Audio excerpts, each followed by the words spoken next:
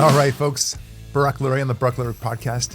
I'm very excited to talk to you today, and one of our guest speakers today is Dr. Simone Gold, who wrote this fantastic book. I'll describe it later on, but it's all about the COVID mania, what happened to her as a January 6th defendant. She was actually imprisoned after and spent 30 days in jail. It was absurd what happened to her. And she, as she puts it, brings the receipts about everything that happened to her, and for that matter, a concern about American fascism.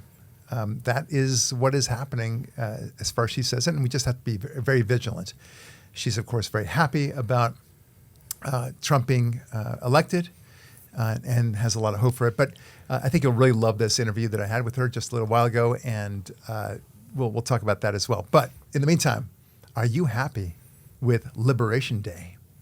Liberation. What is Liberation Day, actually? Liberation Day is April 2nd. This is the day that Trump is imposing all the tariffs, and he calls that Liberation Day. Oh, wow. Now, I do have a quibble about that.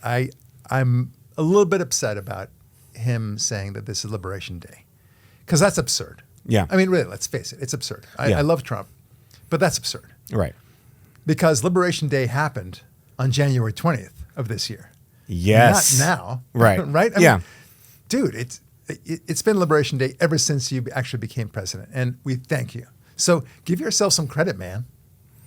He's great. And look, the tariffs thing, it's going to work. I've said it. Like right away, Israel has already said, okay, we're going to reduce all of our tariffs. And I think a lot of other countries are going to follow suit, of course. Yeah. Even Canada, or specifically Ontario, the province of Ontario, has indicated that it will likely drop all of its tariffs so long as America drops its tariffs as well, of course. Which is fair. Very fair. Yeah. And I think that's the ultimate goal. Yeah. Of course it is. These tariffs cannot last. They know it. America can withstand the tariffs much more for a lot longer than any other country on the planet. Right. Okay, that's fine. Yeah. We'll hold out. Okay, it's like, I don't know. I don't know. I can give so many examples, but I suppose we have a lot more water in the tank to drink from, and we have a lot more air in the tank to breathe. You guys don't. Right. Okay, you cannot survive with these tariffs that we impose upon you. We can survive with the tariffs you impose on us. Right. So let's see what happens. It's going to be very interesting. Yeah. Again, Liberation Day happened already, buddy. Got to tell you. It's true. You used to do the signing of the Declaration of Independence, not when the bullets stopped flying. Yes. Yeah. Oh, good point. Yeah. Good point. So more judges are blocking Trump. So here, this is just our opening before our theme, because it's fun to talk about. So judges are blocking the closing down of the Voice of America, Trump's Voice of America. Yeah. They're trying to block his blocking of certain programming on PBS. Of course, they blocked the Venezuelan gangs from flying, or they tried to. They prevented the enforcement of an executive order, or they're trying to, that aimed to withhold federal funds from hospitals providing gender-affirming care to minors, just to minors. Yeah. He canceled federal grants based on the Office of Management and Budget OMB memo. And of course, they're trying to block his birthright citizenship thing. So these judges are very, very hot to trot on this issue. Yeah. And all they have to do, I mean, there are about 700 district court judges. And let's say, for the sake of easy math, about 350, half of them, are Democrats. And they all lean against Trump in every way. Well, what's to stop them, just all of them, saying everything that he does, you choose. Charlie, it's your turn to impose an injunction on whatever Trump is doing. And now it's yours, Bobby, and now it's yours, Sally, and so on. Right? Every day they could declare something unconstitutional and then make him appeal it every time. That is not the way our system works. No. Okay? They call it the independence of the judiciary. It's not. That is not what the judiciary is supposed to do. Right. Okay? Only the Supreme Court has the authority to override Trump's actions. Yeah. That's it. The president's actions. Otherwise, why hasn't everyone done that? Oh, I could have had a V8 sort of thing, right? Right. The Republican district court judges could have done that to Obama. I mean, do you understand that this cuts both ways? We'd never have a meaningful president if that's the case. Right. So I don't know. And you could say, oh, well, they only do it when it's wrong. No, well, no. Yeah. That's like saying they only arrested the bad people on January 6th. Yeah. Well, no, you completely distorted that story. Yeah. They arrested a lot of innocent people. In fact, most of them were innocent. Yeah. And then you lied in every other respect. So don't give me this game. Right. So look, here's something I've been thinking about. Yeah. There's a lot of crazy issues that Trump is throwing, right? The first thing you think of is Canada as the 51st state, right? Right? Liberation Right? Day. So, yeah. Let's speak about that. He's liberating them. Yeah. No, but you say, okay, well, that's crazy. Canada won't become a 51st state, at least not in the next year or so. Maybe 100 years from now, something will happen that Canada wants to be our 51st state. But right now, we can't impose that upon them. Right. So that's a crazy issue, right? And then there's the third term thing you just heard about, God, I love which it. meaning that Trump is now floating the trial balloon that perhaps he could run as a third term. Yeah. Right. And then you've got the other crazy issue, and I put that in air quotes, that Greenland, we should take over Greenland. The crazy idea of developing Gaza into an American subsidiary where we can make it, all sorts of fun things out of that. That actually really, because that's a beautiful area. That's a beautiful area, but yeah. people are calling it crazy. America is taking over that. You must be crazy. Yeah. And then there's the impeaching of the judges, because he says, well, I disagree with him, so let's impeach them. Yeah. Then you've got birthright citizenship, then the massive tariffs, of course, on all countries, and then the voter overhaul. He wants to overhaul the whole voter ID system and the way things are done and ballots and all that stuff. And there are a couple of other crazy ideas that he's throwing out. Again, in air quotes, I want to make that very clear.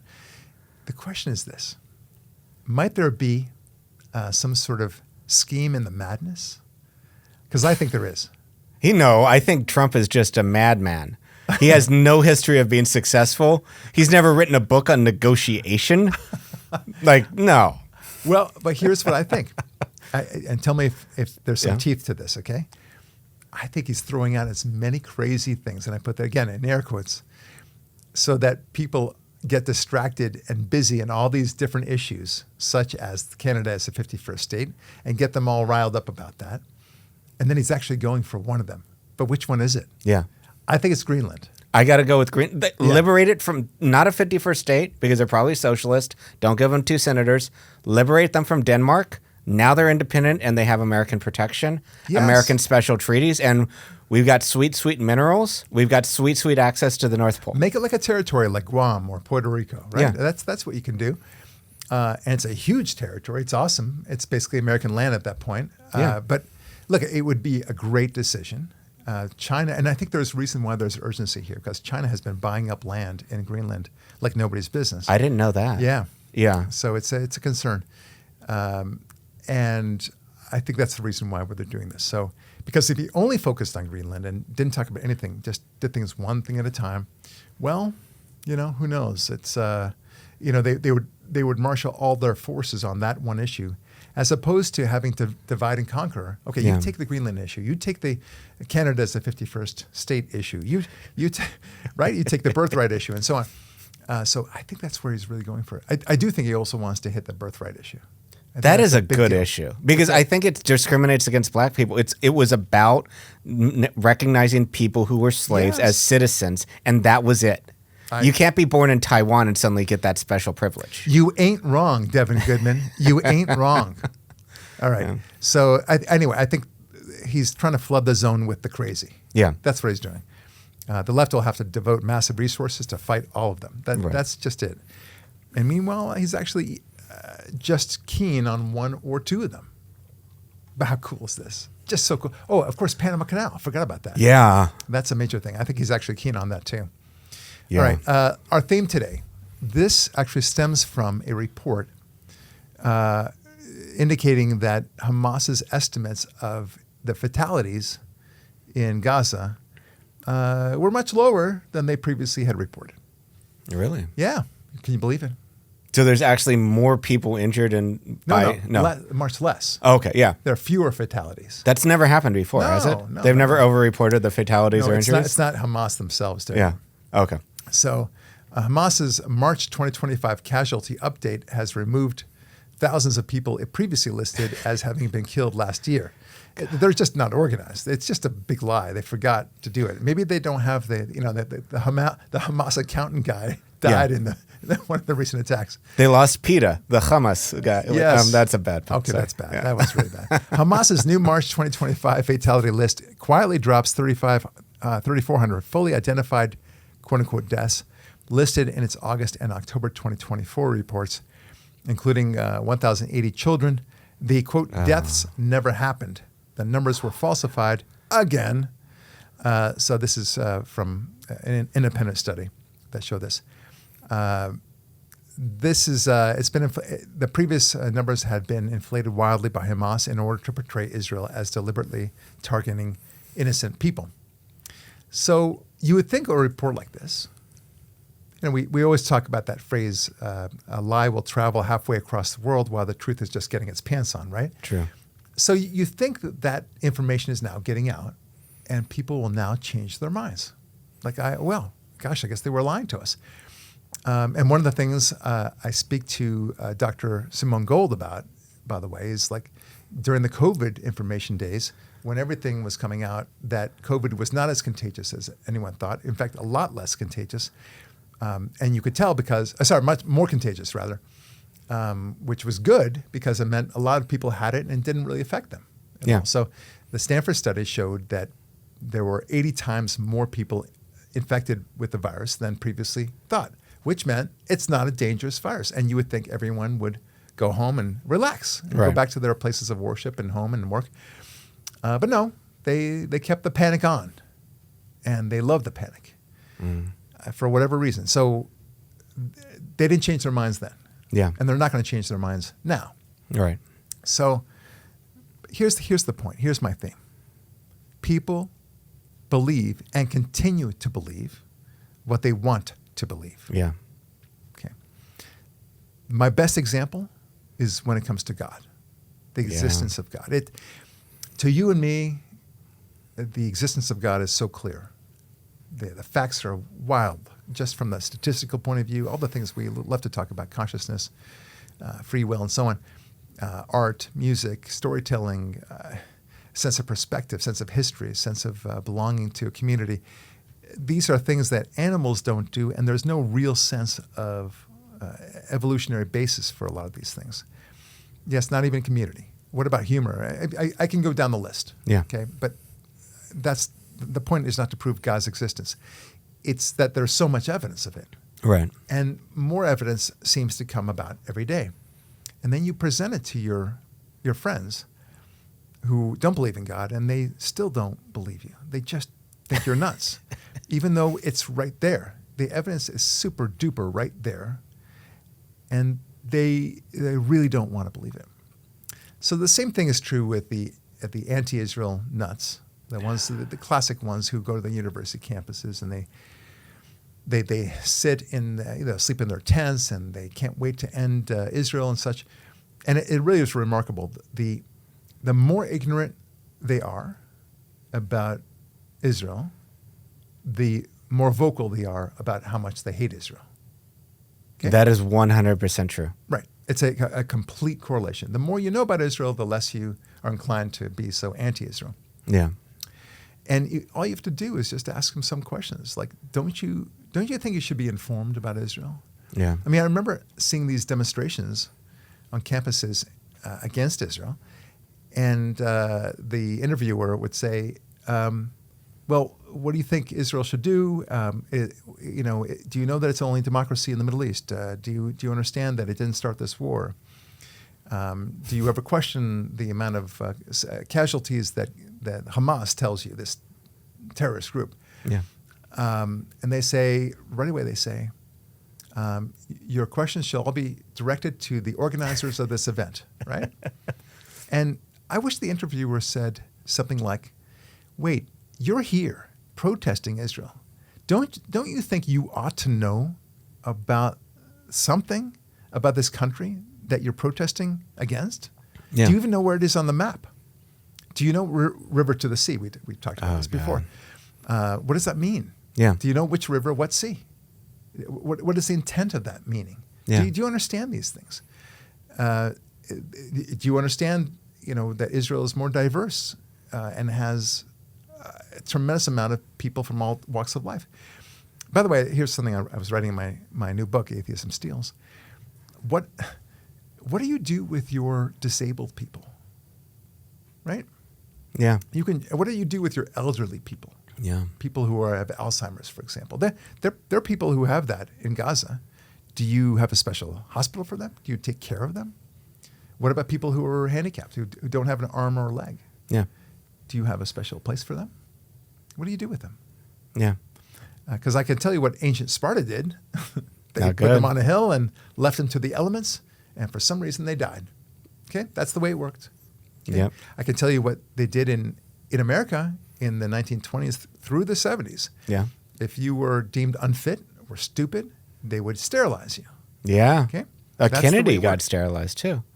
Yeah. Oh, right. I didn't know Yeah, that. But, yeah. but you digress, don't Yeah, you? sorry about that. Yeah, yeah. But many societies do that. Yeah. So, but not Israel. Israel has mental care facilities. Yeah. They have facilities for children who are dying of cancer or whatever it is, just like that we have here in America. Gaza, less so. In fact, much less so. Yeah. In fact, I would venture to guess virtually none. Right. Okay. So that's not the point. I guess that, do you know these things is something that is a powerful question. Do you know what you're talking about? Right. And these people, of course, they don't know. But they want to believe that there's a bad guy out there, and that bad guy is called Israel, and we got to stop them. And anybody who supports Israel, well, then you're supporting apartheid. Never mind, I don't know what apartheid means. Right? That's because they don't know what They apartheid don't have a means. They have clue. no clue. They have zero clue about anything. Anything. Yeah. These guys, I mean, okay, we can argue all day long, but it's what I'm really fascinated with is how people continue to believe what they want to believe, Yeah. no matter what. Yeah. And so that is true with Israel, it's true with God, it's true with COVID, Yeah. for example. Look, when they went from saying that the vaccine was 100% effective, Yeah. and then it was 90%, 80%, 60%, and so on down the line. And then finally they said, well, if you take it, it'll soften the blow of any symptoms you might suffer. When you get it, Right. that we've been saying you're not Right. going to, it'll be less. Though, And I think you were the one who said, it was such a great point. How could they possibly know that? Yeah.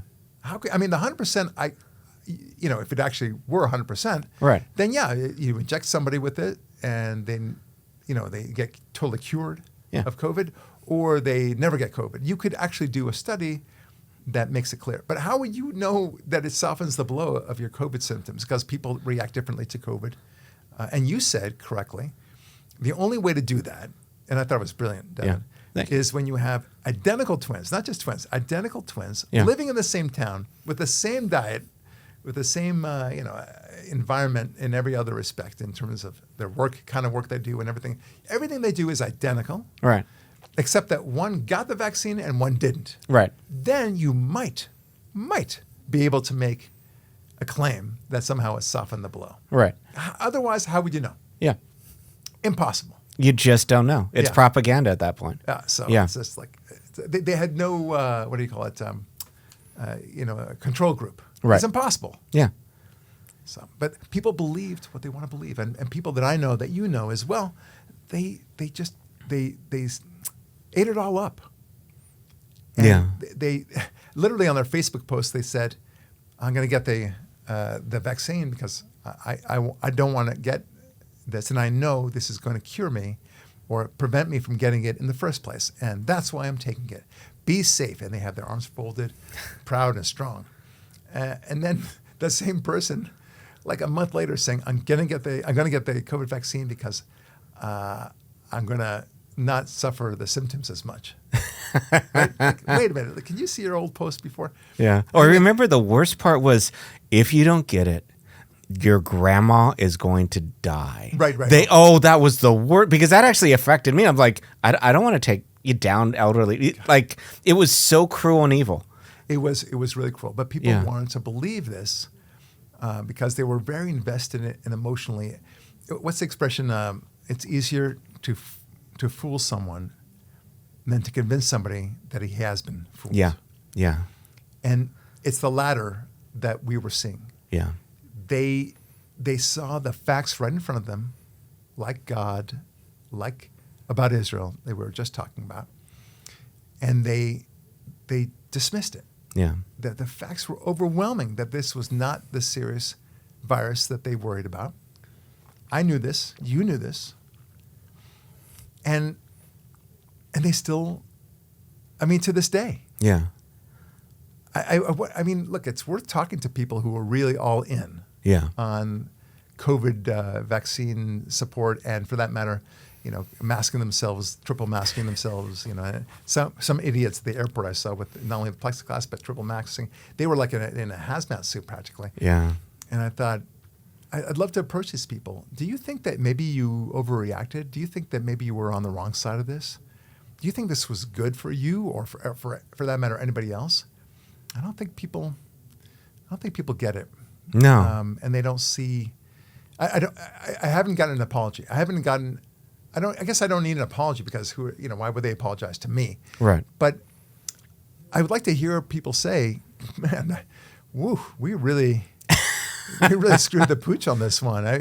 What was in our heads? Yeah. What were we thinking? Were we nuts? Yeah.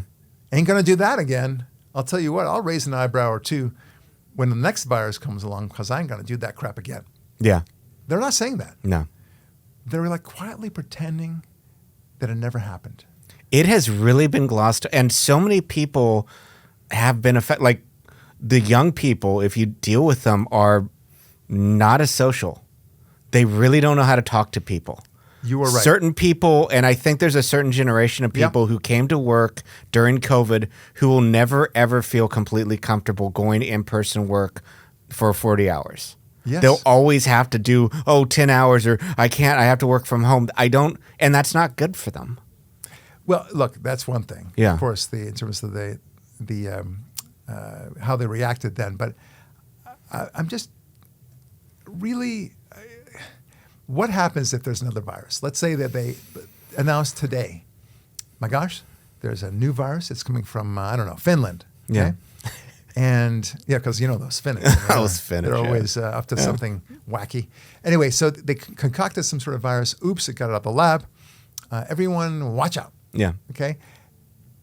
Do you think that, I got a feeling that these same people will do the exact same thing. Yeah. You and I will laugh at it even more. Like we saw this the first time, and we're definitely seeing it this time because you lost all credibility with us, CDC and all the other NIH, and of course America and Fauci and Biden. Mm-hmm. You lost all credibility. Yeah. So why would we believe you now? I think the vast majority of people who believed in that crap before, the vast majority of them would say, yeah, I think they would just go along. I'm not saying 100%. I think 90%. 90% of them would say, oh my gosh, let's mask up. Let's do it all. They would have no idea that they should be cynical about this. Right. Yeah. You've got to have this healthy cynicism. You've got to have it. Because government doesn't know what it's doing. No. It's rarely the answer. In fact, I would say never the answer. Not at all. Except in wartime where you have to do it and there's no other solution. But it's sad to me. It's sad. It as I said with Dr. Simone Gold on our interview just now, I said, are you disappointed in your fellow man? Because I am. Yeah. I saw an ugly side of humanity that I thought we were past. You make these assumptions that people have this underlying intelligence. Yeah. This underlying sense of knowing what's right and wrong, underlying sense of, I don't know about that. Yeah. That sort of feeling. And it turns out that most people really want to be told what to do and what to think. Yeah. The book from 1984 by George Orwell, he was actually right. People are very willing to believe what the government tells them. Yeah. And it makes me sad it makes me happy in a small sense. Like there are people like you and me who said, this is BS. Yeah. And laughed at it all the way through. You and I know you did because we lived through it together. 100%. Yeah. But there are many other such people, but not that many. Yeah. I remember going to a protest here in LA, complaining about the COVID shutdown. Yeah. And there were quite a few people, but it wasn't the thousands that I wanted. It was a couple hundred. They were brave. Nobody wore a mask. That was great because it was outside anyway. So, and I still have my pictures from that. And I was very proud to be with them. Very happy to be with my people. But I realized there are very few people who are like that. I guess the question that I have for many of our listeners is: are you such a person? Yeah. Are you able to say, I don't know about that? Just because a lot of people are saying something doesn't mean that it's right. Yeah. And COVID is a fantastic exemplar of exactly that. Yeah.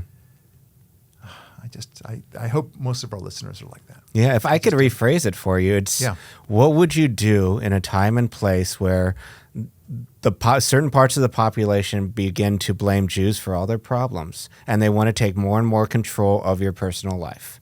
What are you going to do? Because it seems like it's starting to repeat itself. Like we might have gone in the reverse way, but my God, like, no, I'm not going to accept your hatred. No, I'm not going to accept your control. This is wrong. Yeah. And I'll be honest, it's because for me, I'm a coward and I would much rather at the beginning be pushed against the wall and taken care of than have to see the tragedy unfold into the next 7-10 years. Yeah. I'm going to be the biggest, loudest proponent, like against it, because I would rather be like either I survive and it doesn't happen, or if it happens, good for you. I think courage is a muscle. Yeah. And you have to exercise it. Yeah. And the way I exercise it on a daily basis is like, you'll see my computer laptop here. Yeah. And it's got a very proud symbol of Israel there. Yeah. I take this through the airport. And I have to often take the computer out, and I know that it's going to go through security. They're seeing this big blazing Star of David on my computer. What's to stop them saying, oh, whoops, I dropped it. Sorry, buddy. I wear a big honking Star David T-shirt. I during the George Floyd riots, I had a big honking American flag sticking out of my house. Nice, yeah. And I didn't take it down. People said, oh, maybe you should take that down. No, not going to do that. You were traveling everywhere during COVID too. I was You're like, guess everywhere. what? The flights are empty. Exactly. I'm in Canada. I'm in Montana. Like it was, cool places you got to see. Very cool. We did bike riding. We did not. Oh, it was just the best.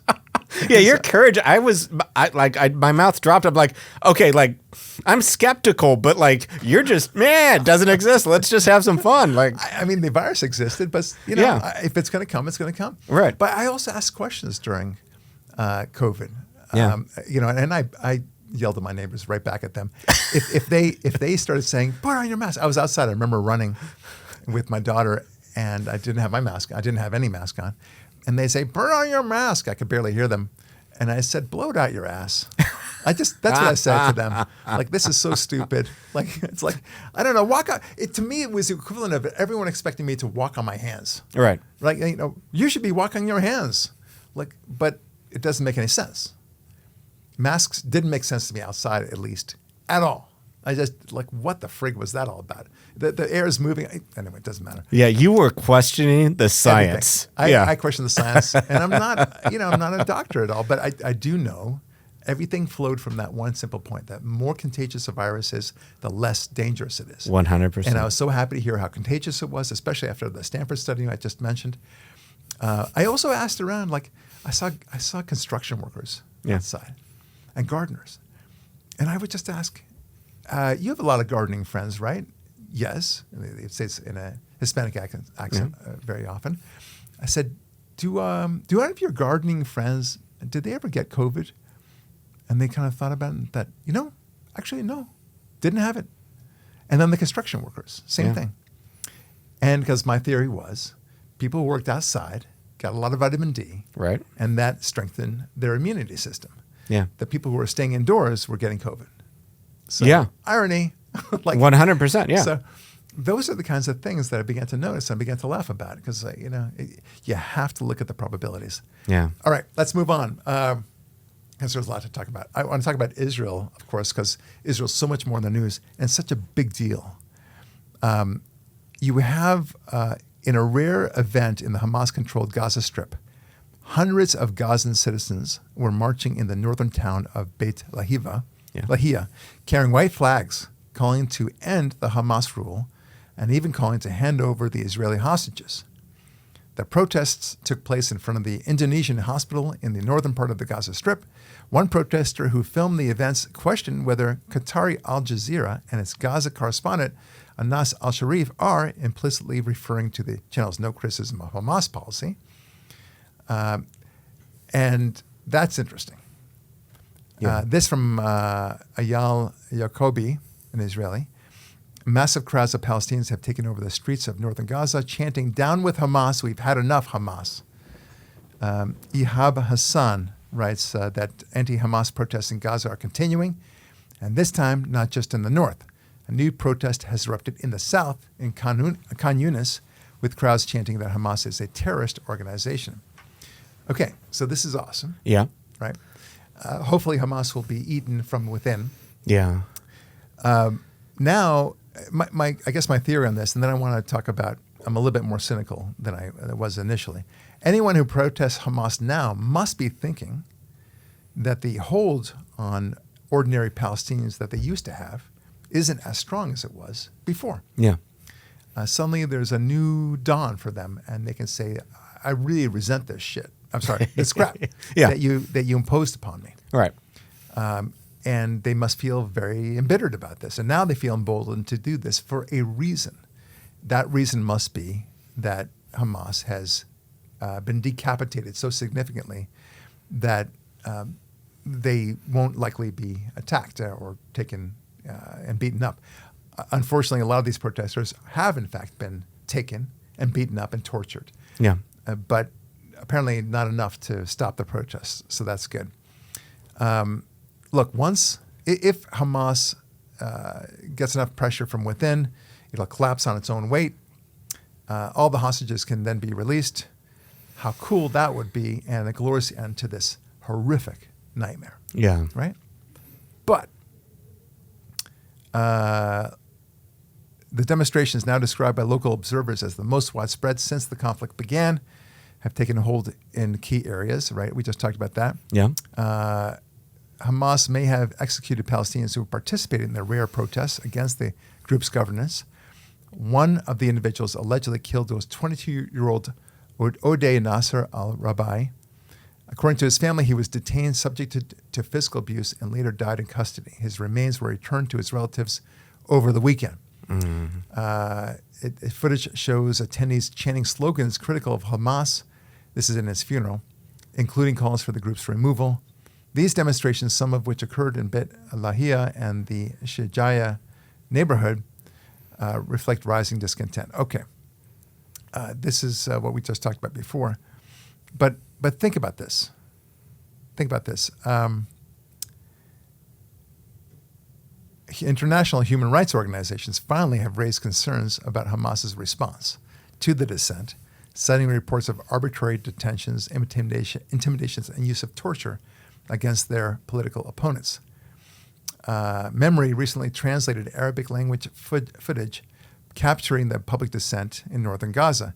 During a protest in Beit Lahia, residents voiced strong opposition and to the crisis. One protester declared, "The multitudes in Beit Lahia have taken to the streets against the Hamas rule. What is happening in the Gaza Strip is a catastrophe. The citizens here demand that Hamas release the Israeli prisoners so that they, meaning Palestinians, can stay alive."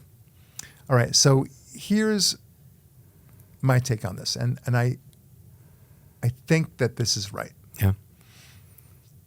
And this is actually also from another poster from Facebook. I'm going to quote him because he actually describes my sentiments exactly the way it is, so I'm just going to quote him. "Let me tell you exactly what I think about your little protest against Hamas, and I will say it loud and clear. I don't believe you. I don't buy your performance. I don't forgive you, and I never will. He's saying this to the protesters. Yeah. I don't care that you suddenly remembered you want to live, that all of a sudden you don't want people to die.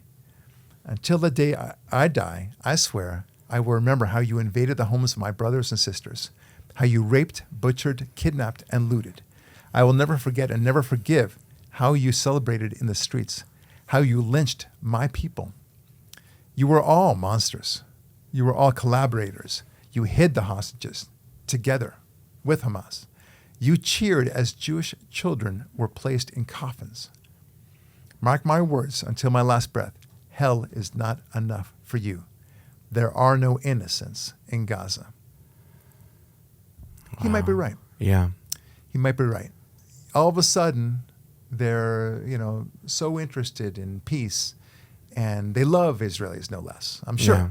Yeah. Oh, yeah. It reminds me like the end of Inglourious Basterds. Do you ever see that movie? Yeah, I love it. Okay, yeah. It's a great movie, and I forget the character's name. The German Nazi guy who's so evil in the beginning, and then he begins to see that things are turning against the Germans, and he offers himself to be a hero. He presents himself as a hero. Suddenly, he's against the Germans. This is what the same feeling I get. Yeah. And the Brad Pitt character, of course, takes him because he's ordered to do so across the field, but he carves a swastika on his forehead. It's a pretty cool scene. Yeah. Yeah. But that's what the feeling I get. These protesters, the squeeze is on. They're all going to die if they don't do something. And now suddenly they're super brave against Hamas. Wow, look at them. Yeah. I doubt you. Yeah. And I have cause to doubt you. I mean, you might really be a big supporter of Israel, for all I know. You might really hate Hamas. But where were you before? Yeah. Now, in fairness to them, they could say, well, Hamas was so much stronger there. We really were under their yoke all the time. They had a gun to our head all the time. And so we had no choice but to go out in the streets. They told us if we didn't, kind of like a North Korean audience, right? You Right. have to clap and they have to bark like seals all the time. Otherwise, you'd be beheaded. Yeah. So maybe that's what they were going through. That's giving them the best benefit of the doubt. I just don't believe it. Right. Or if you ever talk to somebody who made a profound change, and Alcoholics Anonymous is one of those, they'll talk about that moment of clarity. They'll talk about pulling themselves up. And unless you have that story of, I was happy and I was I loved the blood and I was so happy all these Israelis suffered, but then there was one prisoner who showed me kindness, and I realized they're human beings, and I realized that every human being should be treated with respect, and that person changed me. And now okay, that's a story I'll actually believe. Yeah, like protesting one way and then protesting another. I'm sorry, you're the same thing. You're this rabble, you're all over the place. We were always at war with Eurasia. Yeah, exactly. Yeah. Oh God. Yeah. That's exactly right. Look, in the meantime, we've got this crazy new video has surfaced, and a very disturbing one. I really don't like it at all. Where, what's her name? Leslie Stahl. Oh God. She has one of the hostages with her. She interviews a couple of them, but this one in particular was the worst one. She wants to get his story about how bad it was. And here he is speaking. He's an American, but also Israeli. And here's what he has to say about it, right? And how she responds. Take a listen. Became very mean and very cruel and violent. More so. Much more so. They were beating me and starving me.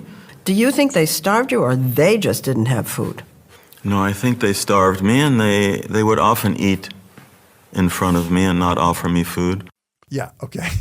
What compelled Leslie Stahl to take the side of the terrorists? Do you think that they starved you, or they themselves didn't have enough food? In other words, it's because of those damn Israelis who were bombing them and not giving them access to the food that they all needed. They would have definitely fed you. And this American correctly says, no, they had plenty of food, and they were eating in front of me, and that must have made it look like such a schmuck. I mean, you've got to be ready for these questions. And it looks like you're in the tank for Hamas. At the very least, you're anti-Israel in this one. Yeah. What is the matter with these people? I mean, this is exactly what we're talking about. People believe what they want to believe. Yeah. And now they're actually talking to the hostages, the former hostages, and getting real information about what happened. And they can't absorb it. They can't believe that Hamas could be so evil, and therefore they want to make the best of excuses for them. Yeah. All right, so here's another one where she kind of talks to yet another interviewer, but I want you to hear her, how she describes the situation. Statistics tell the grim story of the October 7th, 2023 Hamas terrorist attack on Israel. 1,200 civilians and soldiers slaughtered that day. 251 taken hostage, men, women, and children. Since then, an estimated 50,000 Gazans have been killed. 12 days ago, Israeli Prime Minister Netanyahu resumed the bombing of Gaza, breaking a fragile ceasefire that was exceedingly popular with Israelis.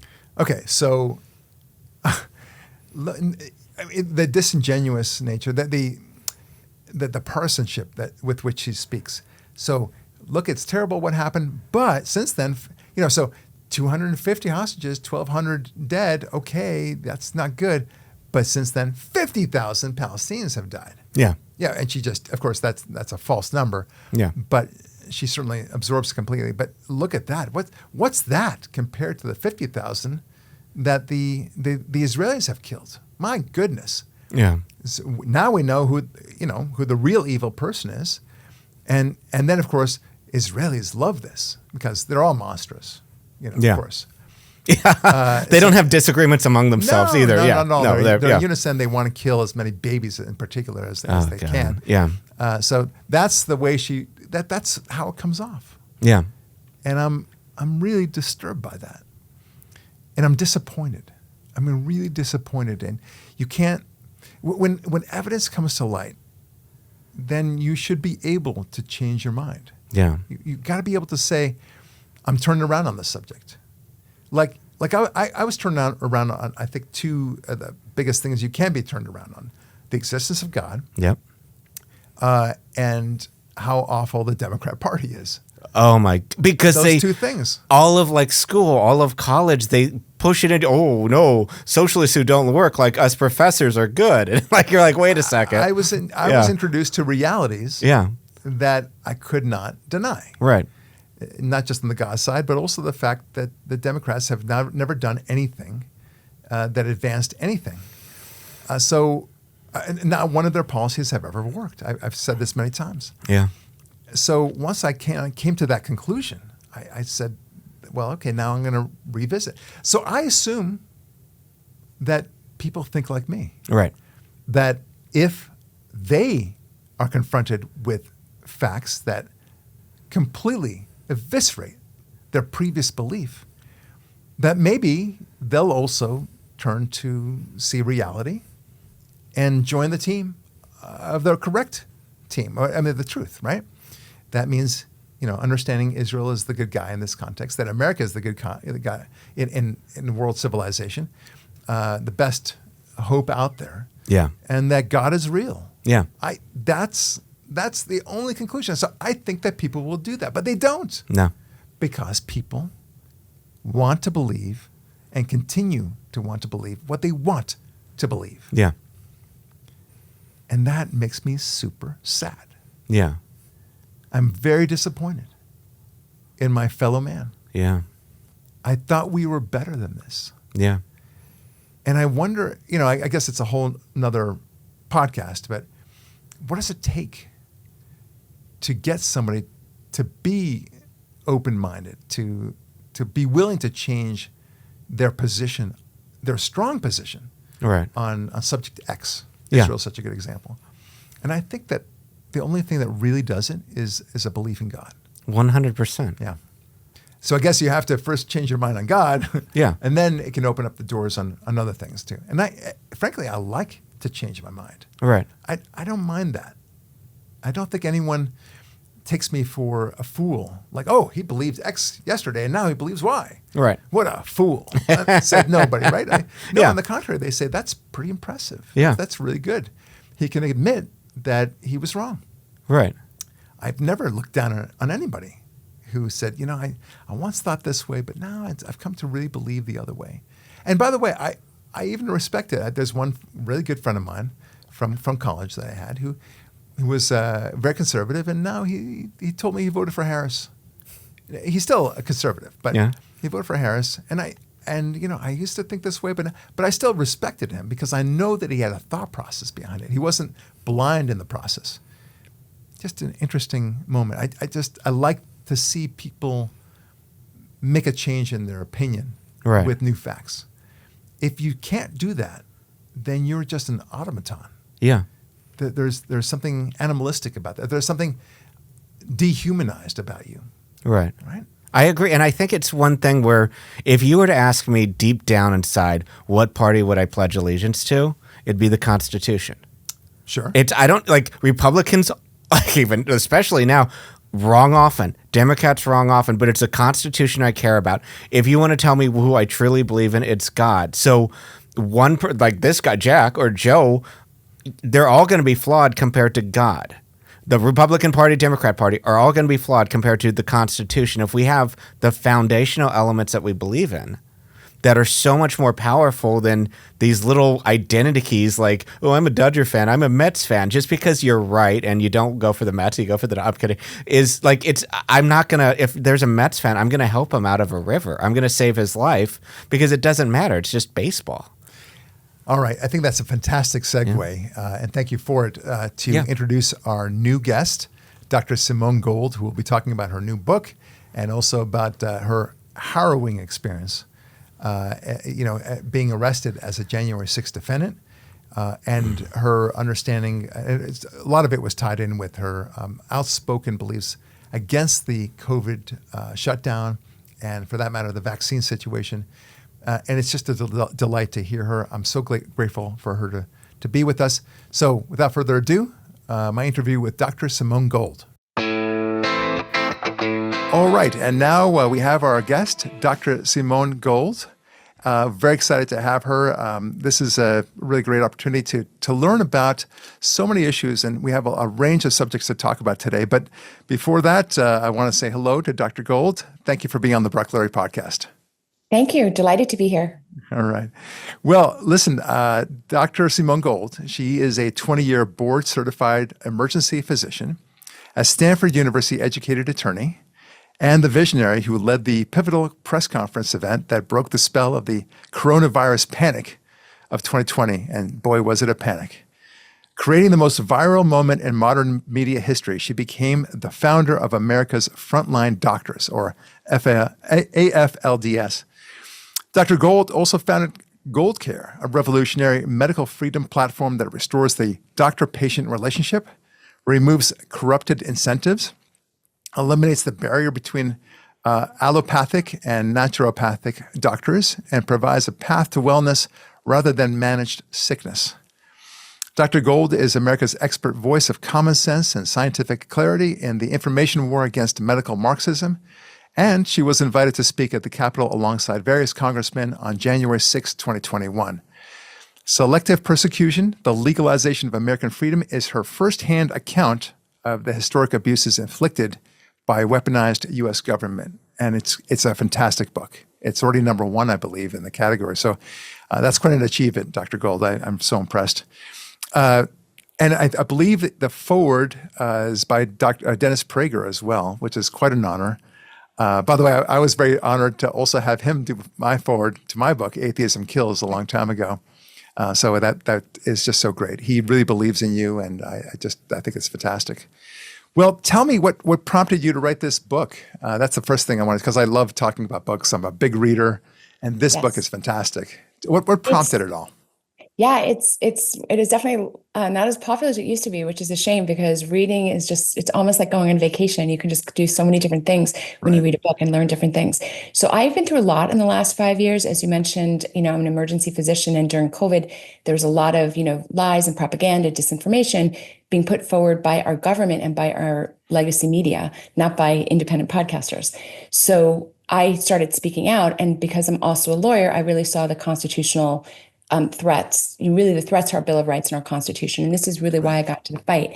What happened to me as a result of essentially whistleblowing against the government was so dramatic and so shocking it needed to be written. And that is this story. It took more than 2 years to write this story. And it really is what happens when a federal government comes after a citizen.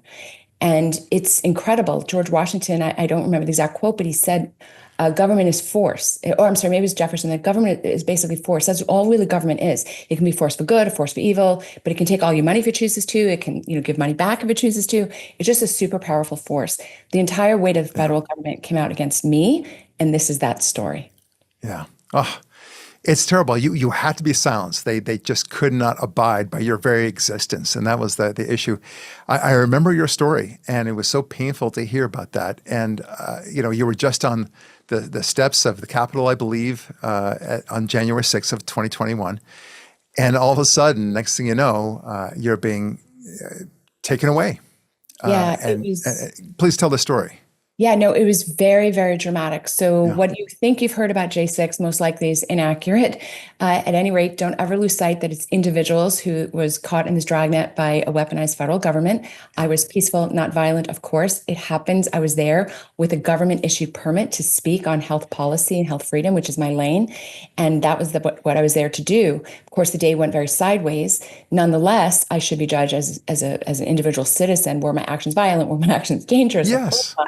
Instead, I was subjected 12 days later to a very violent FBI SWAT raid on my home with 20 men in tactical gear, huge weapons. They broke down my door with a battering ram, and they rushed in, and I had laser sight beamed from the big weapons pointed at my chest, and they easily could have killed me. There was such an adrenaline rush going on. And under what circumstance should the FBI have ever sent in a SWAT team raid on me? It's ridiculous. And this is what that story is. Wow. It's so compelling, and it's so frightening to hear. And this idea that somehow in America these things can't happen because why? Because it's America? There's something in the DNA or in the water that doesn't allow that to happen? Of course it can happen. It happens in other countries all the time. What is it that makes the difference between a banana republic that what you're expressing is a banana republic phenomenon versus what they do and what the United States, somehow allows?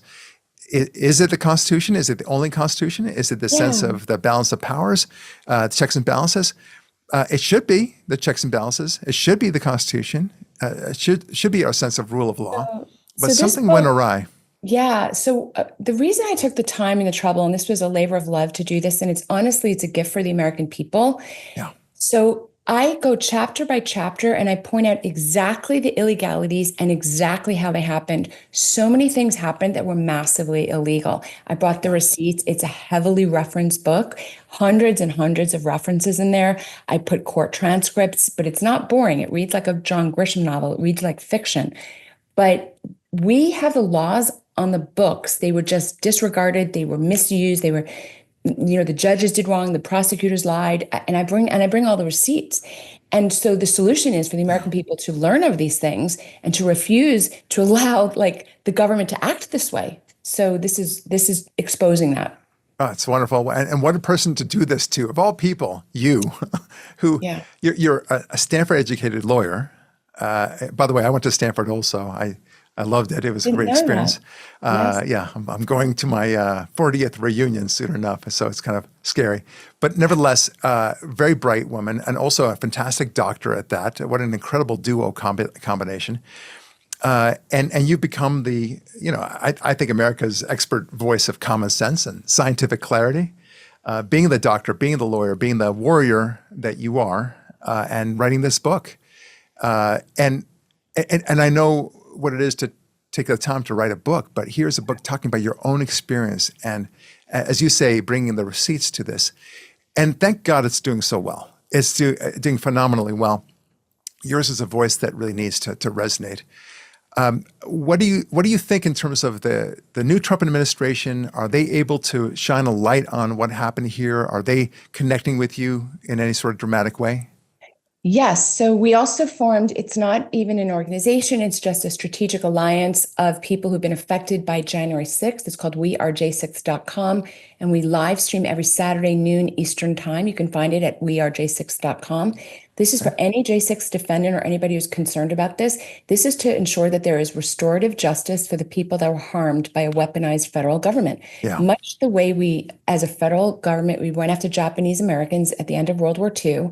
We went after political conservative Americans, on J6. And when you read this book, what's so interesting is a lot of people think, oh, the rules have changed because of J6. It's actually not true. One of the chapters is dedicated to how we treated political prisoners before J6, how we treated them on J6, and how we treated them after J6. Oh, because so interesting. Political protests after J6. It's really fascinating. And no, it was only J6 that was treated in an aberration. It's such an interesting read. I know you, Barak. I know what kind of person you are. This is your kind of book. Like it's very detailed, deep, and it's referenced. And I do like it. Yeah. I'm so excited. I just got it, and I'm thrilled to be able to talk to you before I read it in full. Yeah. It's going to be exciting. And I know. By the way, there's a lot of COVID stuff in there too. So I had to do a whole chapter on COVID because the lies that we saw during COVID, it was very similar to the lies in the hospital that I actually saw. I was in prison, that I saw the prison guards do, that I saw the prosecutors lie. So I kind of weave this thread and tie and show the similarities. Are we going towards a tyrannical kind of government? Well, I show what the nurses did, the doctors did, the public health officers did, the prosecutors did, the judges did, with all the receipts. Yeah, the expression is when do people abuse you? When you let them abuse you, or when they can, when they have a sense that they can, that there's no repercussions for what they do. I mean, look what's happening with Doge. I don't want to get too much into it, but the fact is that we now are seeing a lot of people who have abused all these government grants, and for that matter, the spending sprees that happen with the government. And the reason why they did it is because they felt they could do it. That's the bottom line. So if they feel like they could have intimidated you with the swatting as you did, and it sounds so horrific, I have no doubt that it happened exactly as you describe, because there was no reason whatsoever to have even a single gun, even a small pistol aimed at you for any reason, let alone 20 SWAT members against you. So what's really fun about this book is like I literally bring the receipt. So how did they arrest Harvey Weinstein, right? How did they arrest him? So I go through how they arrested other people, right? When somebody's done something nonviolent, and if they're public and you can find them by their lawyer, you call them, right? I ended up taking a misdemeanor. Oh, that's brilliant. That is brilliant. Trespass. And misdemeanor trespass, when is the last time you ever heard of a misdemeanor going to prison? The answer would be never. Okay. When have you ever heard of somebody like me be sent to a maximum security prison? Never. Right. It doesn't happen. This is all an aberration, and people need to be aware of it. But I've done it in a very kind of interesting way. Honestly, it's like a John Grisham novel. That's my best. Wow. Awesome. I've already read a little bit. The writing style is fantastic. It's right up my alley. Look, you and I are very detail-oriented people, and the challenge sometimes is to make it provide the detail, bring the receipts, like you say, and at the same time, not get so lost in the weeds. You still keep up the pace, and you do that already. I can see. So, and just talking to you right now, you can see it. So it's wonderful. So I just want to share, just because I just want to say, so if you buy the ebook or if you buy the hard copy book, what's amazing, because there's so many links.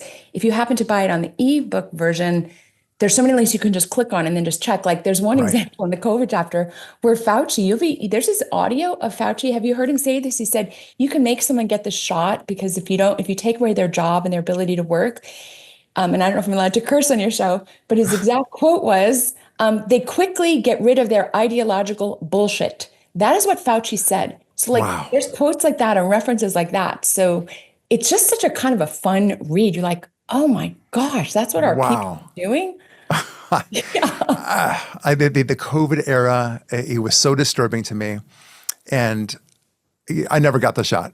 I'm very proud to say, and we laughed at the entire thing all the way through. You would have been proud of me. It's hard to do in Los Angeles. Yeah, it really was hard. And I have 3 kids, and I didn't let them have any fear. That's the last thing I wanted for my kids, because I knew that would have a very lasting effect on them for the rest of their lives. I didn't want this. I didn't want them to say I have PTSD from the fear of COVID. So we went outside. That's the time that they learned how to ride bikes. That's the time that we went traveling everywhere. We had the best time. 2020 was one of our most fun years ever because we traveled everywhere and nobody was at the airports. Yeah. And that's not really to talk about me, but just to talk about the entire experience, how the country went a little bit nuts, in fact, very nuts, over something that you and I knew was at most, a flu. Okay. But certainly nothing to just destroy your lives about and to shut down the entire economy. It is, and it is connected to the whole story. I mean, this is why I started speaking out publicly. You know, the CDC acknowledged that this SARS-2 virus was absolutely not lethal, and I don't want to be misunderstood. If you were over age 70 and 4 comorbid conditions, certainly you had a risk of death with this. But if that wasn't your underlying situation, you actually had a negligible risk of death. And for example, children had a statistical 0 risk of death. Statistical 0. Right. It says on Wikipedia page that, they made fun of me saying that. I said, but it is a statistical 0. There was like 5 kids in the nation or some number like that have died. And when you looked back on them, they either had cancer or morbid obesity. So yeah. I consider myself, and I love those facts. I consider myself a very good statistician. I love statistics. Somehow I have that mind. And I remember when Stanford actually came out with a study showing that the COVID virus was 80 times more contagious, and therefore 80 times more people had COVID than they previously had thought. Which was great, because if that's the case, it means that they didn't even know it, and it was spreading anyway, and no big deal. I mean, look, and I've said this in my podcast many times during COVID, and I kept on saying it. I said that the more contagious a virus is, the less lethal it is, except for the comorbidities and even a cold will kill people, a simple cold, based upon how old the person is, and the less contagious it is, such as HIV, for example, the more likely that will kill you. So there's a lot of detail. I use everything I know as a doctor and everything I know as a lawyer informed this book. So some of the things Fauci said and people in the public health administration, like the 6-foot social distancing and the masks, it was known from the beginning that this didn't work. It was known from the beginning that if you were basically healthy, you were not going to do badly with this virus. These things were known. So I bring the receipts. So if you're curious as to what really happened even during COVID, it's all in this book as well, because you couldn't really tell the story without understanding how I personally was targeted for telling the COVID story. Right. Oh, it's just terrible. And then the masks on the airport and everything. I think I was the only one to go through airports without a mask. Because they didn't stop me. Only in the planes did you. We've had people. Oh, I went through the airport without masks too. Yeah. But when you got to the gate, forget it. I put the mask on. You had to play the game, and I didn't. It was a federal authority issue at that point, so I did what I did. But here's what I point out: there's the Americans with Disabilities Act. So if you were disabled, and I was traveling with a doctor who was disabled, she had a hearing aid, and the mask would scratch on her hearing aid, and she couldn't hear. Right. So she actually brought a plastic screen, which actually does work to keep out respiratory viruses. Right. And they wouldn't even let her use the plastic shield. And I remember thinking, when did we void the Americans with Disability Act? I mean, if you're building a home and you don't build, the handicap ramp, or a business, you don't have a handicap ramp, you come and get cited by the government. Right. How in the world did we all of a sudden void the ADA? It was astonishing. That's a brilliant point. Well, people were very terrified about what happened, and they just kept on lying about it. I mean, we know about the masks. First, it's not necessary. Then it is necessary. Then the 6 feet thing, as you mentioned. Then the 15. When I heard 15 days to flatten the curve, and then it went on and on, I said, okay, something else is going on here. And then the ivermectin issue, of course, that was very concerning to me. When I knew that ivermectin worked, with hydroxychloroquine with the zinc, that worked also, at least, and the fact that they were trying to shut it down. Can you speak to that? For sure. I just want to back up for just 1 second. So the 6-foot social distancing was completely fabricated. Fauci testified to that in January 24 under oath in Congress. It was essentially fabricated. And it also, as annoying as it was for the average person, it was terrible for the schools, because the schools had to close because schools didn't have enough space in the classrooms to accommodate all the kids if they had to be 6 foot apart. It was a very calculated political decision to keep the economy and society shut down. So there's that. Of course, ivermectin, which they mocked, our FDA, our taxpayer dollars, mocked as horse paste. Ivermectin won the Nobel Prize in Human Medicine. Nobel Prize in Medicine. Wow. 2015 being such a fantastic drug. Hydroxychloroquine has been over the counter for decades in other nations. It's been FDA approved for 70 years in America. They blocked those medicines so that they could rush out the shots. You couldn't rush the shots out. I don't know if you know this, Barak. You could not rush the shots out on an EUA, emergency use authorization, if there was any other treatment available, which makes sense, right? If you've got something that works, you can't rush out something new. So they had right? to demonize ivermectin. They had to demonize it. And it was bizarre because they didn't do it in the rest of the world. And even our allies didn't understand why America was going crazy on this hydroxychloroquine subject. You have to read this book because I put a lot of COVID information in there. Oh, I will. Oh, I'm going to have you on again. People are just like, oh my God, like there's so many people who knew there was something wrong. They could feel it, but they didn't actually have the facts. Everybody was lying with propaganda. So I took 2 years, really more like 3, if I'm being honest, to put all the facts together. And there's hundreds and hundreds of references. And it's like, you just cannot believe what your government tried to do to you. It's that's really amazing. And Governor Cuomo in New York, how he killed so many nursing home patients. Oh, right. And then he was so happy to have the sexual harassment claims against him. So that would be a redirect, a distraction. It's so funny when you're hoping that everyone will focus on your sexual harassment claims, that you've got something bad going on in your life. Yeah, okay. That's a good point. One of the things I noticed, and I think a few people remember this. Do you remember in the very beginning of COVID, they had the screens on? This is on CNN especially, but they had the death count for every country. And they had this or that country that was more red than others based upon the COVID infections and the rate of infections. And then I remember looking at the map, the world map, and I noticed a very strange anomaly, and that was India. India didn't seem to have virtually any COVID cases. Yeah. And I said, that's a pretty big matzo ball. Can someone talk to me about that? Definitely. So please tell me about that. What was it, the ivermectin, because they're so used to it? I mean, I would love to hear that. There's a few things. It's a really important subject. So first of all, if you go back to April of 2020, or maybe it was, I think it was April, it might've been August of 2020.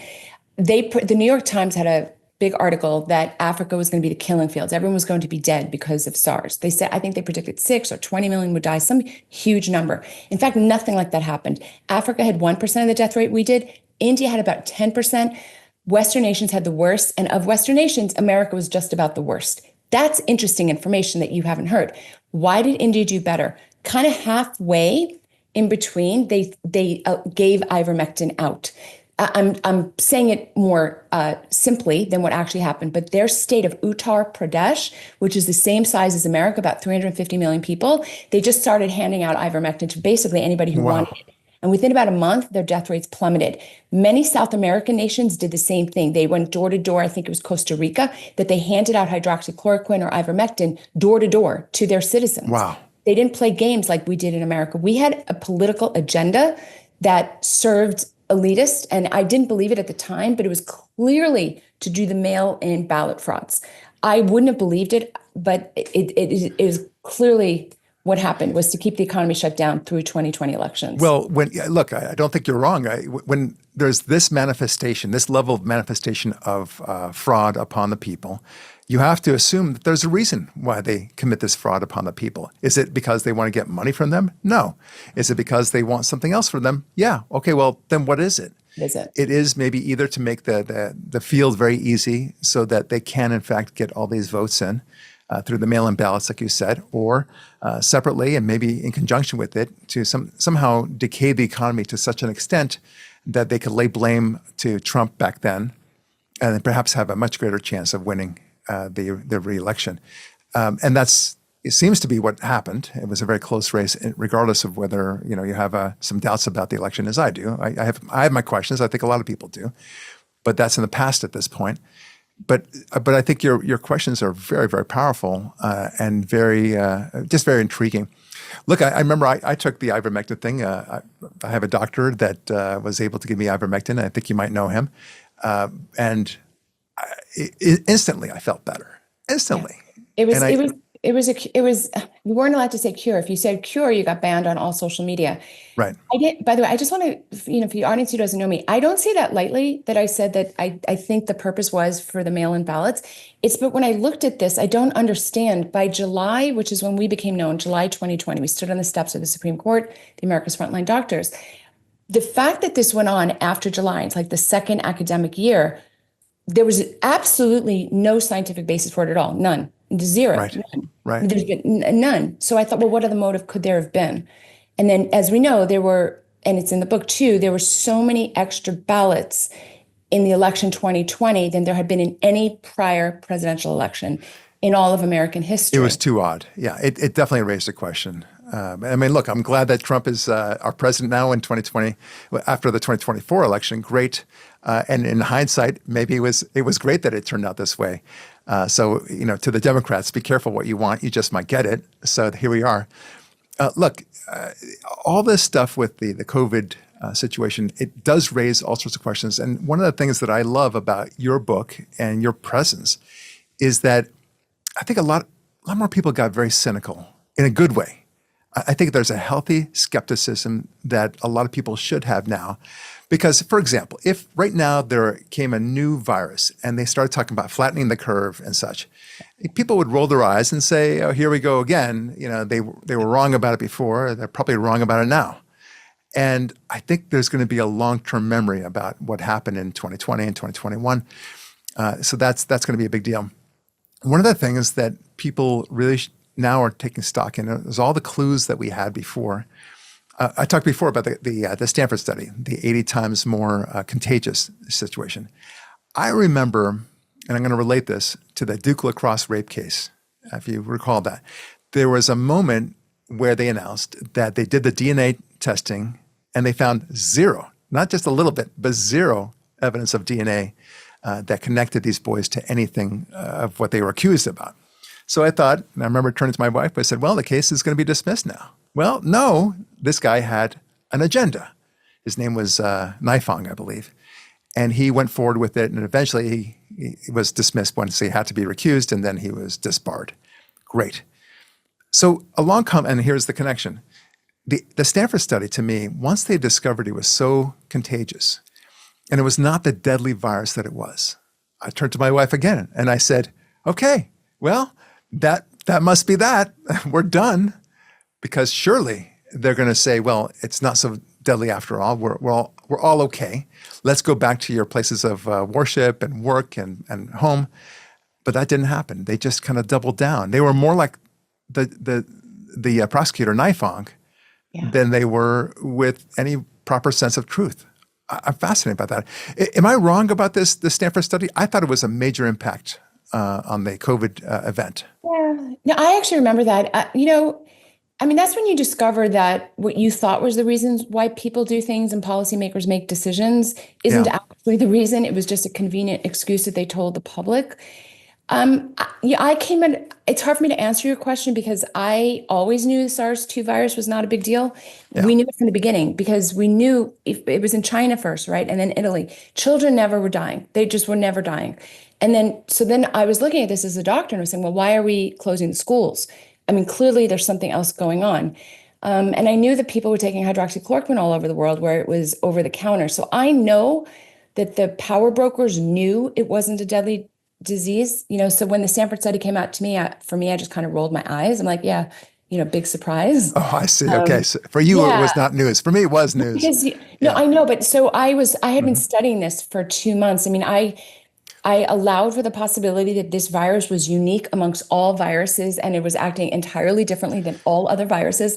I gave that about a month or two, like I would say through March, but then I'm like, whoa, this is lies. Like this is all lies. Yeah. I'll tell you just because you do, you podcast for a living, but here's a fun little fact. So China had a protocol for treating COVID illnesses and it was put into the Chinese manual. It's in America, it's like the DSM-4 manual, like the manual how you treat people. I forget the DSM-10, I think we're up to. But in China, they have a similar manual. And their treatment as of February 2020 was chloroquine. Wow. You understand? Wow. And so this is in my paper. And I'm like, I knew this in like April of 2020.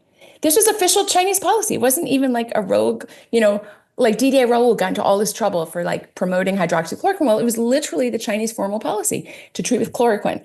Wow. So I came from a very different position where I knew that everybody was lying pretty early. It was upsetting. Are you like me where you have this tremendous disappointment in your fellow Yeah. man or woman that couldn't put these dots together, couldn't connect those dots. And when it was so simple to do so, I mean, look, you're a doctor. I mean, so it's, for your point of view, you've got all the receipts from a really deep medical basis. I'm not a doctor. I was able to put this together too. And I suppose I'm disappointed in my fellow layperson. Yes. You must be very disappointed in your fellow doctors. It was, I love that question. It has been brutal to see the disintegration and know that my profession is really disintegrated. And by the way, both of them, medicine and law. Yes. You did not need to have doctorate degrees, but the doctors were in a very easy position to see the facts. I mean, we could have gone to the FDA database and you could have seen the FDA database of adverse events, not the vaccine one, but the FDA has a database of adverse events. And you can look up hydroxychloroquine, and it is one of the safest drugs on the planet. It is safer than Tylenol, for comparison's sake. There's been like 67 deaths attributed to hydroxychloroquine in like 55 years. I mean, do you understand the level of safety? So how is it possible that doctors were spewing this government propaganda that it wasn't somehow not safe? It's very disappointing. And I've turned my attention, honestly, to putting independent physicians in front of the American people. We don't have time today, but maybe another time. That's gold care. Yeah. And because we need independent doctors for honest patients. I mean, you need honest doctors. I would love that. And I mean, here's another example. And now we're talking about the vaccine. So to the extent that it was a vaccine, but whatever, we'll call it the vaccine. They started off by saying it was 100% effective. And then I think it was only a matter of days before they said it was 90% and then 80% and went down to the point where, well, if you take it, it will reduce the severity of your symptoms. Yeah. Like, well, which is it? You know, we saw, you and I saw people that just took it in, hook, line, and sinker, even as they were changing it almost on a daily basis. This is George Orwell, and why that book is just a Bible for what has happened to us in the last several years, the book 1984. If you go back and reread it now as an adult, it's actually unbelievable. They changed. Do you remember when you read it a long time ago? Yeah. Changed the language in real time. And then the next day, you're always at war with Eurasia. And then the next day, you're at war with Europa. And the whole citizenry just goes along with, oh, we're at war with Europa. And we've always been at war with Europa. That's right. Literally what we were saying. You had Fauci, it's 100% effective. No, it's 99%, 98%. There's actually a very funny video on YouTube. It's hysterical, which plays it to very dramatic music. Oh my gosh. The numbers just keep dropping down. It's quite funny. But you know, you're saying to yourself, people are having amnesia in real time. This is one of the things how I got to know Dennis Prager is I was on his show and I said, I was watching Amnesia in real time and it really piqued his interest, that statement. The doctors had amnesia, the lay people had amnesia. What you said yesterday didn't hold true today and it didn't seem to bother people. Right. I was recording in the studio with him because I had my own radio show at the same station. So he was there, I was there, and this is during the COVID time, and we were the only people there. There was one other guy kind of helping out. And I came by and I saw Dennis there, and I said, okay, we started talking. And he said, are you and I the only conservative pundits out there that are not afraid of this? And I said, I think we may very well be the only ones. And it was so disappointing to both of us, not just because of our fellow humans, but also our fellow conservatives to some extent. It was, I just want to say, and it was tragic. So I was traveling and you spent the year traveling, which was really smart. But one of the other advantages of traveling is you saw that not every place was as crazy as every other place. So great point. Right? Because I was actually flying. People don't know this. Most people don't know this, but I was actually working 1 week a month on a Native American reservation site. And so I was flying from Los Angeles to Tucson. And when I would land in Tucson, although there were restrictions, it was nothing like Los Angeles. I mean, Los Angeles, when I go to LAX, it was empty. And by the way, that could make you feel afraid. I mean, that was like, where are the zombies coming out? Because that's bizarre to have an empty LAX. But in Tucson, it wasn't empty. So you started to see, oh, maybe this is fear mongering. Like you actually could see it. Yeah. And then the other thing that I really think about a lot is we're only 2 generations away from young men who stormed the beaches at Normandy. And then I'd be sitting on a plane and there'd be like an 18 or 20-year-old man who's wearing a mask and then another mask and then a plastic shield and a blue hazard suit. And I'm like, what has happened to masculine like strength? Exactly. I mean, first of all, who would want to date such a person? Like that's not a person I would think could help you in a situation. So I think humans, we've that's really very changed. funny. You know, I used such people as teachable moments for my kids. It was wonderful. And I would point them out and say, see this man? He's completely afraid. And he'll be afraid the rest of his life. Exactly. He always was afraid. And don't be this guy. Yeah. I love mountain biking. And mountain biking was a perfect sport to do if you actually believed in the severity of the spread, right? Because there's nobody out in the hills. And I remember going up one very big hill. I was the only one up at the hill. And I saw this one hiker. And as I approached, he turned his back and put on his mask. And he still was only like, I think about 100 feet away from me. That's how terrified he was. And I felt pity for him because of what his future was going to like. The book, again, is Selective Persecution, The Legalization of American Fascism by Dr. Simone Gold. And I could not be more proud of this. Can you talk, Dr. Gold, a little bit more about the high-tech stuff, the role of big tech in the information sharing and the ramifications of the deplatforming that you went through and others? Yes. Well, it turned out I was one of the most censored Americans or people in the world. There was a lawsuit, Murphy v. Biden, where litigants, I was not one of them, brought a case against the federal government to show how much the federal government was censoring. And they named me, Tucker Carlson, Breitbart, and Bobby Kennedy Jr. as the people who were really most censored. So I was severely censored. You know, we hit 20 million views. We came out on July 27, 2020. We stood on the steps of the Supreme Court, all of us independent doctors. I remember it. And then we were deplatformed within about 8 hours. Everyone took us down, everyone. Wow. So we would have hit 100 million the next day, and we would have hit 1 billion within a week. And this, I think we changed the world as it is, but can you imagine how much more dramatic it would have been if the whole world had seen this video and seen not to be afraid? So the role that big tech plays in keeping us free is overwhelming. The big was Elon buying Twitter, which changed, which reverted free speech mostly back to the people. That was a wonderful day. I remember how Twitter was trying to force Elon Musk to buy. He didn't want to buy it at some point. He actually lost interest in it. And then they forced him to buy it. And then he said, okay, I'll do it. And I thought to myself, why would Democrats want him to buy this product? It only means the opening up of the actual information that came out.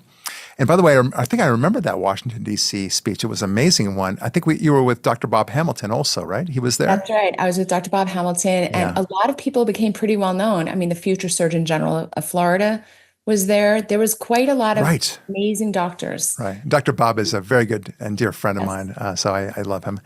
And he was our pediatrician to my kids, by the way, so got to know him quite well. Love it.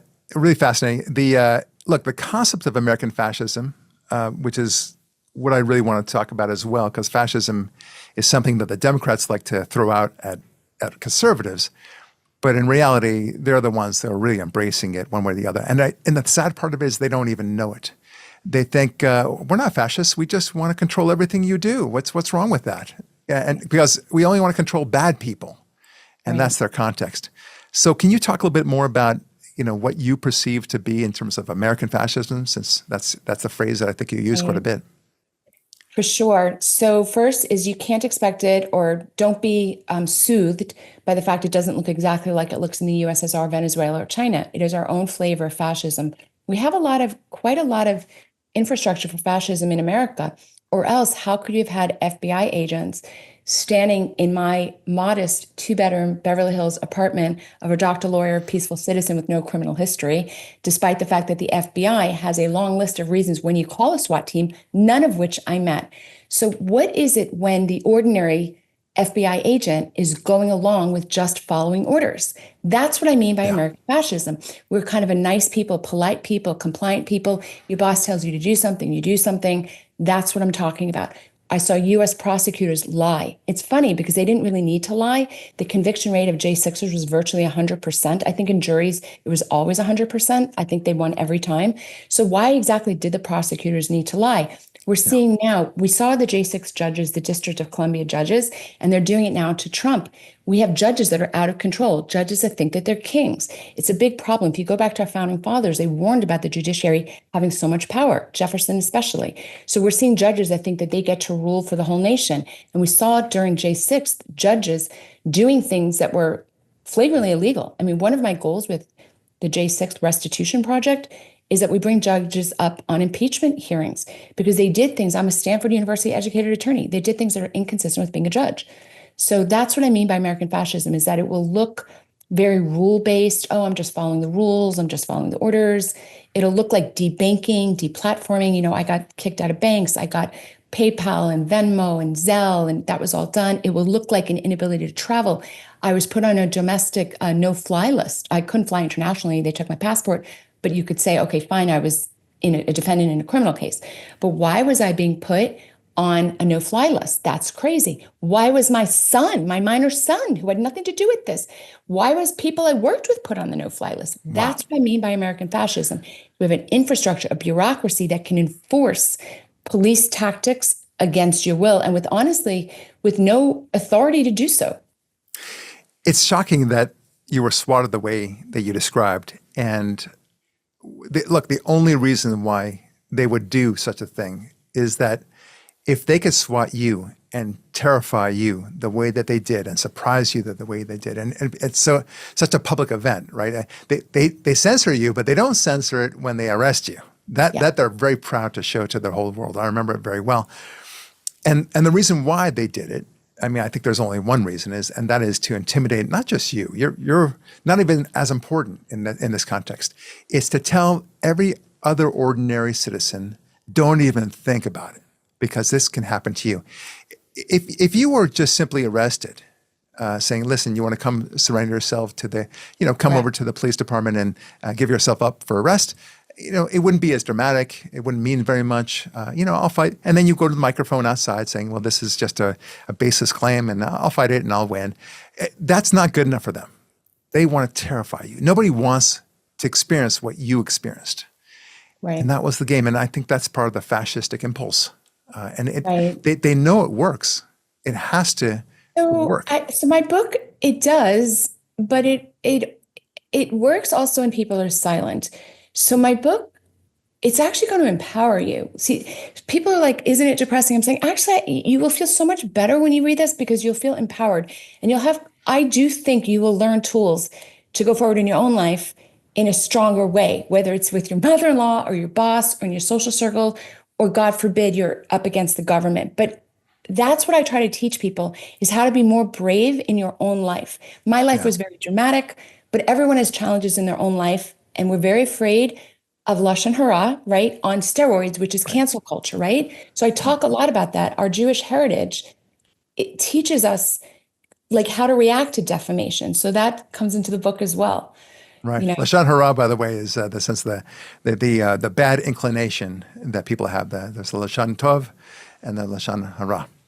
So to gossip, to speak badly, Speak badly. Yeah, exactly right. So that is very powerful. And look, everything that you're saying today, and maybe we can wrap this up this way, although I'd love to talk to you for another hour.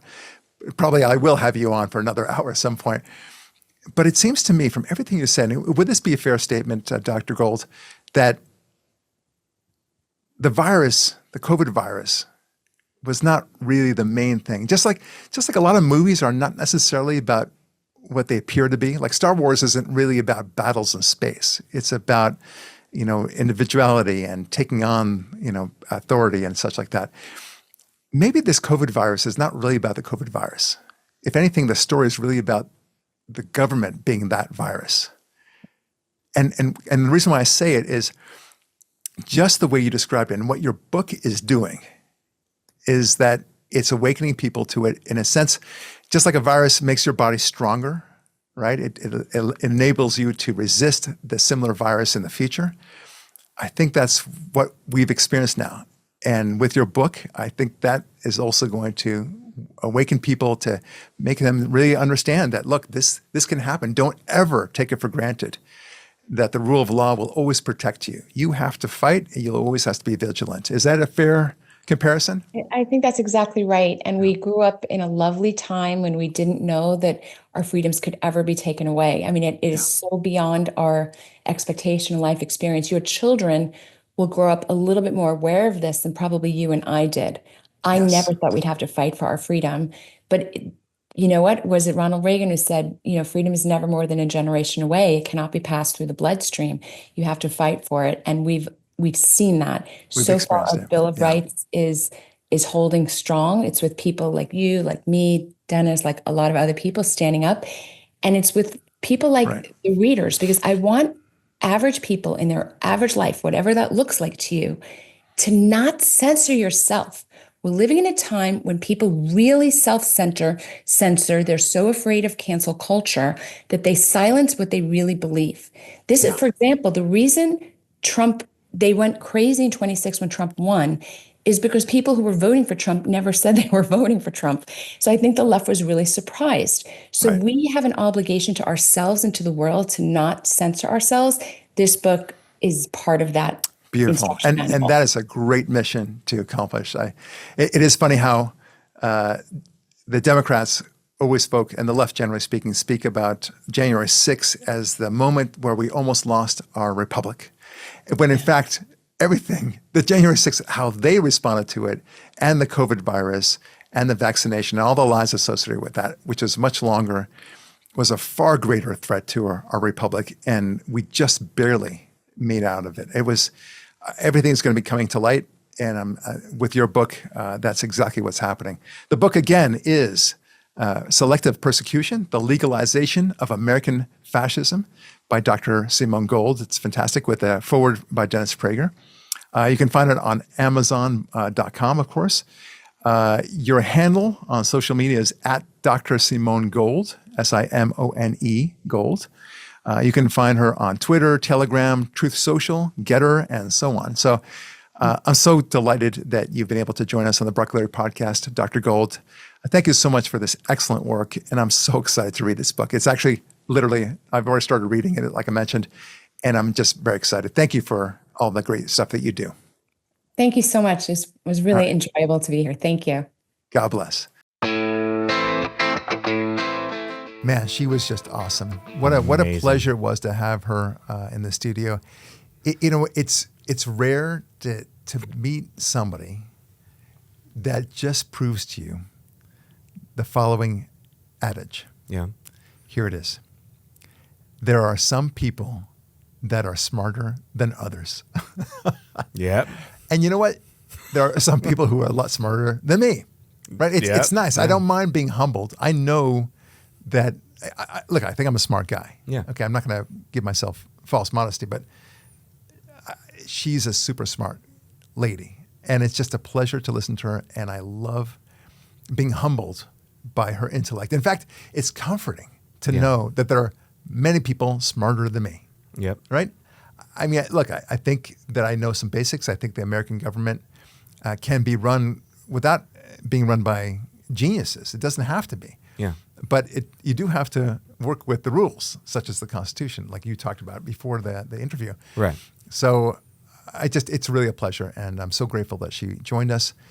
We'll probably have her again on the show. Oh, that'd be awesome. All right, so let's continue on some. So I want to start off with this.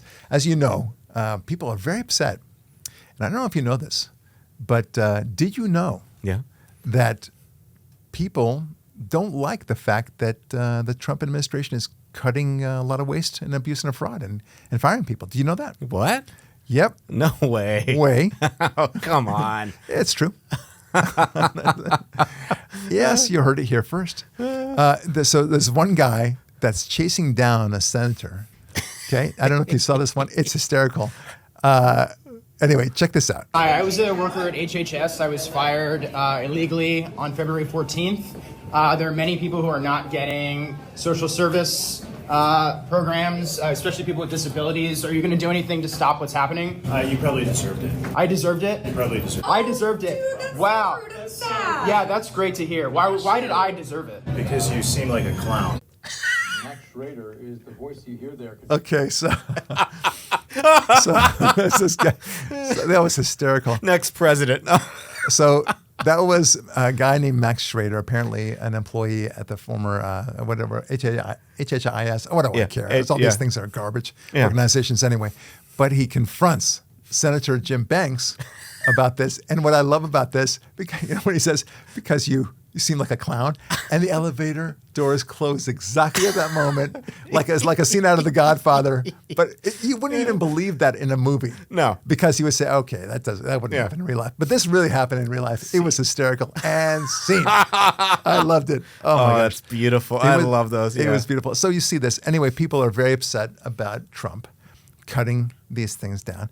And what's so funny is that on the one hand, people are saying that this is going to ruin America and the economy, that Doge and particularly Musk are going to destroy the country and democracy for that matter, presumably, because why not? Also, it's responsible for stopping abortion somehow. I don't know. Yeah. Okay. But, and then they burn Tesla cars in protests and such because he is destroying America as we know it. On the other hand, they say that this is just a drop in the bucket. This won't do anything. What's the point? Yeah. Right? Well, which is it? Yeah. You can't have them both. You can't say this is the worst thing in the history of mankind, or at least of America, and then at the same time saying that it's just a blip. Right. That it's a drop in the ocean, as you say. What? Okay, so I just can't wrap my mind around it. But then, of course, inconsistencies are certainly a forte of the left. Yeah. They seem to know how to do that quite well. So anyway, they're very concerned about the power that Trump is assuming for himself. And this was a hysterical thing from the Babylon Bee, by the way. Yeah. The title was Trump Seeking Even More Power for Himself by Becoming a District Court Judge. Yes, he should. That's right. Yeah. Apparently that's more powerful than being president himself. So Oh, man. just think about it. That's all I'm asking. Yeah. Or this is from Just the News. The FBI on Thursday announced the arrest of top MS-13 gang member in Virginia. That was awesome. Wouldn't have happened. And then the unnamed suspect, 24, was taken into custody in Woodbridge. Then you also hear the story about this Maryland guy. He's a father who apparently 2 or 3 kids, and he was just somehow scooped up from some sort of parking lot along with other MS-13 members. And then he was flown to El Salvador, and now they can't get him back. And they're trying to force Trump to bring him back because he's just an innocent man, thrown in with this gang, and this is an administrative disaster. Yeah. Well, technically, there was, he was not supposed to be picked up, but it's not true that he's just an innocent father of the year. Yeah. So, he doesn't win that award. Yeah. Because it turns out, funny story, maybe it's just a coinky dinky, but he was MS-13. Oh, God. And he was declared such in arrest and final judgment of a court in 2019. Oh, wow. Okay. Oops. Yeah. So they've got egg on their faces. Again, this is the Atlantic, the journal, if you can call it that, what brung you the whole Signal Gate situation, which petered out like a snowflake, right? Yeah. So I love this. It's all good stuff. One Columbia professor has characterized the Trump administration's efforts to use the threat of pulling federal funding to force the university to protect Jewish students from harassment as the, quote, ready, biggest crisis since the founding of the republic, unquote. Wait, so to protect students of a certain class, right, this time being Jewish, that's bad now to the liberal, the Democrat. Oh, it's not just bad. It's the worst crisis since the founding of our republic. It's a little anti-Semitic. Just a little bit. Pulling the funding. Yeah. Okay. Okay. So that's interesting, right? Yeah. So I got to tell you, these guys are just so lazy. Yeah. Okay. That's not over the top rhetoric. Right. Don't worry about that. Okay? No hyperbole no here, hyperbole sir. whatsoever. It's to say that it's the biggest crisis since the founding of the republic. No. Yeah. They're not exaggerating at all. You could take it to the bank. Right. Because they're the government. They yeah. know this stuff. Yeah. I got to tell you, these guys are so lazy. Here we are in the age of Google and now AI, and you can figure out almost anything. Yeah. Right? Just type it in. So here I am. Is Trump's pulling back federal funding for a university, the biggest crisis since the founding of Republic. Well, I did that. I did that with ChatGPT. Yeah. Okay. And Devin Goodman, would you like to know what I got back from ChatGPT? What? Well, here it is. Yeah. Answer: no. While Trump's decision to pull back federal funding from universities due to alleged anti-Semitic activities is significant, it is far from the biggest crisis since the founding of the Republic. The U.S. has faced far larger existential crises, including one, the Civil War, Yeah. 1861 to 1865. The nation literally split in two, leading to over 600,000 deaths. Yeah. I agree. I think that's bigger. Yeah. Two, the Great Depression, economic collapse, widespread poverty, and massive unemployment. World War II, 1941 to 1945, global conflict that threatened democracy itself. Four, the Cuban Missile Crisis. Yeah. In 1962, a direct nuclear standoff. The Watergate scandal, 1972 to 74, a constitutional crisis that led to a president resigning. Six, the 9/11 terrorist attacks, 2001, the deadliest attack on U.S. soil, reshaping national security policy. Seven, the COVID-19 pandemic, 2020 to 2021, public health crisis that disrupted society and the economy. Yes, I think so. Trump's move on university funding, and this is continuing with ChatGPT, is a major policy decision, but calling it the biggest crisis in U.S. history would be a huge exaggeration. Yeah. It's a political and cultural battle, not an existential threat to the Republic. Yeah. Yeah. That's from ChatGPT, which has its own biases, but that one, even that they couldn't abide. Right. I love it. So that was so easy. Yeah. I mean, but people say these things and they hope it gets echoed over and over again. Yeah. All right. So let's see. We have the Greenland issue. We talked about that. Trump is saying, again, we have to have Greenland. Yeah. We have to have it. And Vance agrees. And he says that Greenlanders will choose more and more to choose wisely to become independent. Yeah. Let's hope. I think it's got to be. All right, this is from the New York Times. The Trump administration's layoff of 10,000 federal health workers began today, with some workers finding out that they had lost their jobs when their office security badges did not work. Well, at least they're showing up to work because a lot of them were from home. But to me, yeah. they make it seem like that's a bad thing. Yeah. I think that's very creative. Beep, beep. Oh, man. You are not allowed. I love it. Sir, you're on the wrong plane. Every once in a while when I fly now, sometimes I go to a gate. I think it's my gate, and I get there. Finally, they scan my thing and they go do do do do do do. Sir, are you going to Minneapolis? No, I'm going to L.A. Oh, you're not here. No. And I kind of cow, very sheepishly. I think everyone's laughing at me, and they probably are. Yeah. Here's a reporter. Will you be interested in defunding and taking away taxpayer dollars to NPR and PBS? President Trump says, I would love to do that. I think it's very unfair. It's been very biased, the whole group, the kind of money that's being wasted, and it's a very biased view. So I'm sorry. I promised I wouldn't laugh. Yeah. But here I am laughing. Yeah. Devin, yeah. This means no more Oscar the Grouch for you. Oh, God. Okay, I know you have all sorts of little hand puppets for that, and I appreciate it. I think it's cute, but they're probably not going to let you keep those. Yeah, man. Yeah. They had me at defunding. You don't have to say, are you interested in defunding? Yep. Yep. Done. All right. Oh, man. One last thing, I think. This is from Mediaite. Yeah. CNN senior data reporter Harry Inton noted on Tuesday that the percentage of Americans who believe the country is on the right track is through the roof, despite President Donald Trump's negative net favorability rating. On Tuesday, Inton reported that Americans who believe the country is on the right track is surging under Trump. Inton cited polls from Marist and NBC News, which showed that 45% and 44% think that the country is on the right hand, respectively, right track. Nice. The reporter argued that historically speaking, this is a surge. quote, it's actually a very high percentage when you compare it to some historical numbers. What are we talking about? According to Marist, 45% say they were on the right track. That's the second highest that Marist has measured since 2009.